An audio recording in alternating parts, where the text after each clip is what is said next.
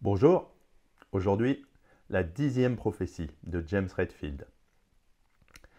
C'est la suite de son livre La prophétie des Andes. C'est un second ouvrage en fait, c'est un peu la suite. Donc l'auteur explore davantage en fait les principes spirituels et mystiques qui guident l'évolution de l'humanité, en mettant l'accent sur la connexion avec le divin et la recherche de sens dans l'existence quotidienne. Le récit s'articule autour de la quête des manuscrits qui contiennent une sagesse ancienne et des révélations sur le chemin spirituel personnel. Ce résumé vous montrera un petit peu les thèmes clés abordés dans le roman. C'est un roman d'aventure spirituelle. Le roman commence donc avec le narrateur principal qui poursuit sa quête spirituelle initiée dans la prophétie des Andes. Après avoir découvert les 9 premières révélations, il apprend qu'une 10e prophétie a été retrouvée. Celle-ci promet d'approfondir encore plus les enseignements spirituels et de guider l'humanité vers une compréhension plus élevée de son rôle dans l'univers. Le protagoniste est rapidement contacté par Charlène, une ancienne amie, qui est impliquée dans la recherche de cette 10e prophétie. Charlène a eu des visions de danger imminent liés à la découverte de ces textes anciens, et elle sent que quelque chose de sinistre pourrait empêcher leur diffusion. Elle demande au narrateur de la rejoindre au Pérou, là où tout a commencé, pour poursuivre leur exploration des manuscrits. Au fur et à mesure qu'ils avancent, ils sont confrontés à des forces qui cherchent à contrôler ou à détruire cette connaissance spirituelle. Ces adversaires représentent les pouvoirs de l'égoïsme, du matérialisme et du contrôle qui s'opposent à l'évolution spirituelle de l'humanité. Le narrateur et Charlène se rendent donc au Pérou, où ils rejoignent un groupe de chercheurs et de mystiques qui ont été attirés par les nouvelles révélations.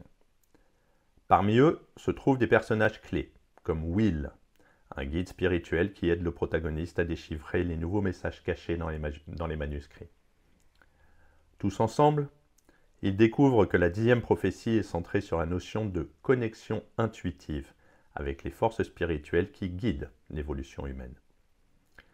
La prophétie explique que l'humanité entre dans une nouvelle ère de conscience, où les gens sont appelés à vivre de manière plus harmonieuse avec leur environnement et les uns avec les autres. Cependant, pour que cela se produise, il est nécessaire que les individus prennent conscience de leur rôle spirituel et de la manière dont leurs actions influencent la réalité collective. Au cœur de cette enquête se trouve l'idée que l'évolution spirituelle est un processus actif qui nécessite non seulement la découverte de la vérité intérieure, mais aussi l'application de ces vérités dans la vie quotidienne. Une grande partie de la 10e prophétie traite de l'importance des vies antérieures et de la façon dont elles influencent le présent. Le narrateur découvre que les expériences passées dans cette vie ou dans des vies antérieures façonnent nos perceptions, nos peurs et nos blocages émotionnels. À travers des expériences mystiques et des visions, il accède à des souvenirs d'anciennes informations, ce qui lui permet de mieux comprendre les leçons spirituelles qu'il doit apprendre dans cette vie-là. Ces révélations aident le narrateur à voir comment les événements de sa vie actuelle sont en réalité des opportunités pour corriger les erreurs ou les malentendus passés. Il apprend que, pour avancer spirituellement, il doit se réconcilier avec son passé et intégrer ses leçons dans le présent. La 10e prophétie révèle également que chaque interaction humaine est cruciale pour l'évolution spirituelle. Les relations et les conflits actuels ne sont pas des accidents, mais des occasions pour chaque personne de guérir d'anciens traumatismes et de progresser sur son chemin vers l'illumination. Le narrateur et son groupe continuent à explorer les enseignements des manuscrits. Ils découvrent que la 10e prophétie contient des visions de l'avenir de l'humanité, offrant un aperçu de ce que pourrait être la prochaine étape de l'évolution spirituelle collective. Selon ces visions, l'humanité est à un carrefour critique. Soit elle choisit un chemin d'unité, de coopération et de conscience élevée, soit elle se laisse piéger par les forces de l'égoïsme et du matérialisme, ce qui pourrait la mener à sa destruction. Ces visions ne sont pas présentées comme des prophéties inévitables, mais plutôt comme des potentiels. Elles montrent que l'avenir est façonné par les choix que chaque individu fait au quotidien. Si les gens choisissent de vivre en accord avec leur nature spirituelle, l'humanité peut connaître un âge d'or marqué par la paix, l'abondance et une connexion profonde avec le divin. Cependant, si les forces destructrices du contrôle et de la division l'emportent, l'humanité risque de s'enfoncer dans le chaos et la souffrance. Cette révélation pousse les personnages à s'engager activement dans leur propre transformation spirituelle, dans l'espoir d'influencer positivement le destin collectif. Un autre thème central de la 10e prophétie est la compréhension de l'énergie spirituelle. Le narrateur et ses compagnons apprennent que tout, dans l'univers, est constitué d'énergie, et que cette énergie spirituelle peut être influencée par nos pensées, nos intentions et nos actions. Les personnes qui sont conscientes de cette énergie peuvent l'utiliser pour guérir, se protéger et même influencer positivement les événements autour d'elles. Le livre met l'accent sur l'importance de maintenir une haute fréquence énergétique, en restant aligné avec des pensées positives et des intentions spirituelles. Lorsque les gens se laissent submerger par des émotions négatives comme la peur, la colère ou la tristesse, ils diminuent leur vibration énergétique, ce qui les rend plus vulnérables aux influences extérieures et aux forces négatives. Le narrateur découvre également que l'énergie spirituelle est une force collective.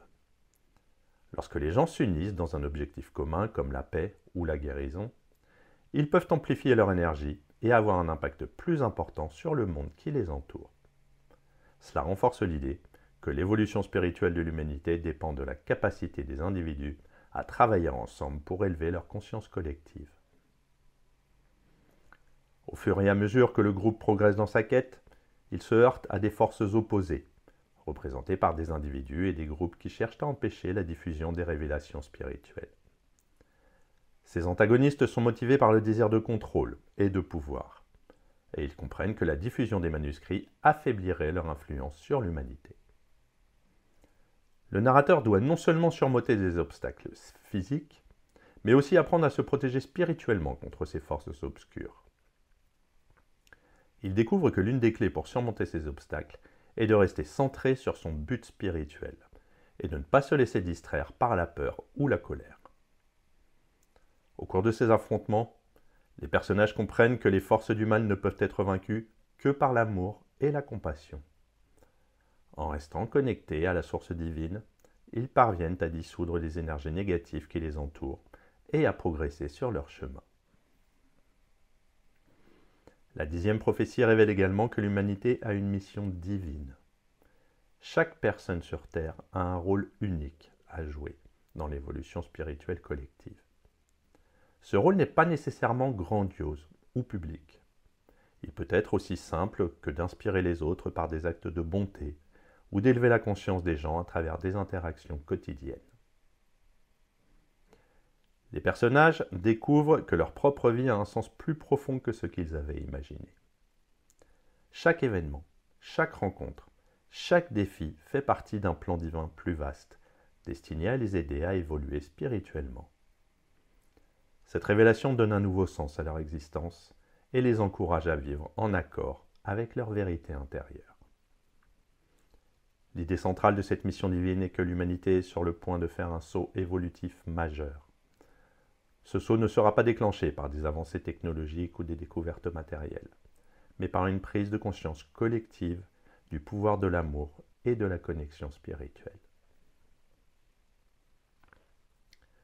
Une autre révélation importante de la 10e prophétie est que les dimensions spirituelles et matérielles sont en train de se rapprocher. Les personnages commencent à vivre des expériences mystiques où ils peuvent ressentir, et parfois même percevoir, des réalités spirituelles parallèles à la réalité physique. Ces expériences leur montrent que le monde spirituel n'est pas séparé du monde matériel, mais qu'ils coexistent en permanence. Le narrateur et ses compagnons apprennent que la vérité spirituelle est donc toujours disponible pour ceux qui sont prêts à la voir. Cependant, pour accéder à ces réalités supérieures, ils doivent purifier leur esprit et élever leur vibration énergétique. À bientôt.